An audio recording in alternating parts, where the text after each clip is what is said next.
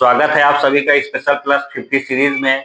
आज हम आपको दो चर वाले रैखिक समीकरण युग के बारे में बताएंगे। क्लास 10 के बोर्ड परीक्षा में दो चर वाले रैखिक समीकरण युग के प्रश्न जरूर आते हैं, तो इसको हमें सॉल्व करना है। कैसे करेंगे, कैसे सॉल्व करना है, सबसे पहले हम उसकी बेसिक जानकारी आपको बताएंगे। चलिए देखते हैं। नाम ही से आपका क्लियर है, दो चर वाले रैखिक समीकरण युग। दो चर जिसमें दो चर हो और वो क्या हो, रैखिक हो, और समीकरण युग। युग का मतलब जोड़ा। तो दो चर मान ले, माना कि दो चर x तथा y हैं।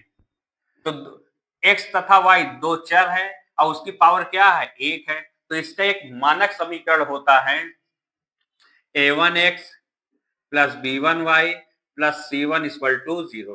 कक्षा 9 में आपने पढ़ा होगा ax plus by plus c equal to 0। वहां पे क्या था, दो चर वाले रैखिक समीकरण था। यहाँ आपको क्लास 10th में यहाँ पे आपका जुड़ गया युग। युग का मतलब क्या हुआ, जोड़ा। तो पहला समीकरण हमारा हुआ a1x plus b1y plus c1 equal to 0, a2x plus b2y plus c2 equal to 0। समीकरण तो इक्वेशन 2। तो यहाँ पे देखते x और y दो चर हैं और उसमें a1 b1 c1 a2 b2 c2 ये हमारी क्या है, वास्तविक संख्याएं हैं।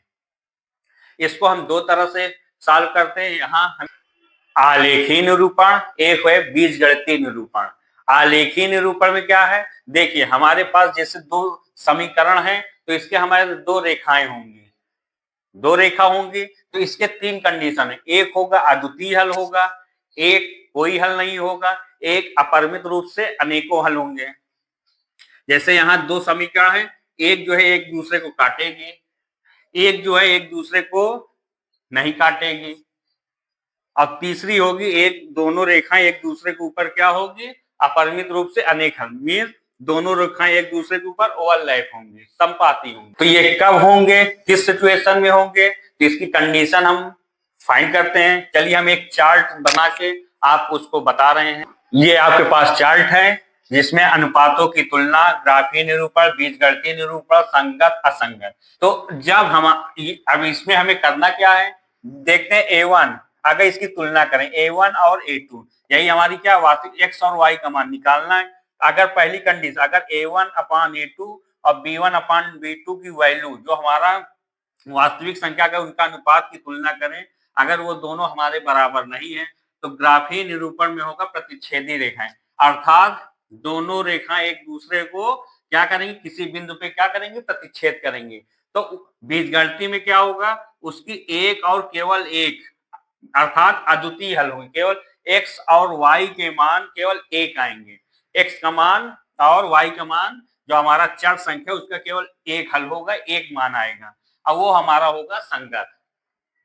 अगर a1 अपान a2 और b1 अपान b2 बराबर हो लेकिन c1 अपान c2 बराबर ना हो, तब क्या होगा, संपाती रेखाएं।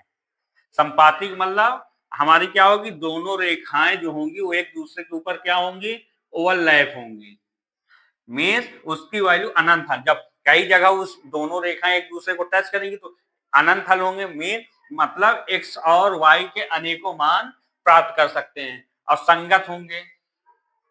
तीसरी कंडीशन, अगर a1 अपान a2, b1 अपान b2, c1 अपान c2 तीनों बराबर आ जाए, तब क्या होगी, समांतर रेखा होगी और उसके कोई हल नहीं हो, अर्थात जब समांतर होंगी तो एक दूसरे को कट ही नहीं करेंगी, प्रतिच्छेद है, और जब दोनों रेखा एक दूसरे को प्रतिच्छेद ही नहीं करेंगे तो इसके मान हमें प्राप्त ही नहीं, अर्थात कोई हल नहीं होगा और वो हमारा होगा असंगत। बोर्ड परीक्षा में बहुविकल्पी में 2 नंबर में बहुत सारे ऐसे प्रश्न आते हैं छोटे छोटे कि कौन सा प्रतिच्छेदी समीकरण आपका दे दिया, बता देगा कौन सा प्रतिच्छेदी है कि नहीं है, समांतर है कि संपाती है, बहुत सारे प्रश्न ऐसे बनते हैं। तो ये हमारा पूरा चार्ट है, इसके द्वारा हम क्वेश्चन लगाएंगे।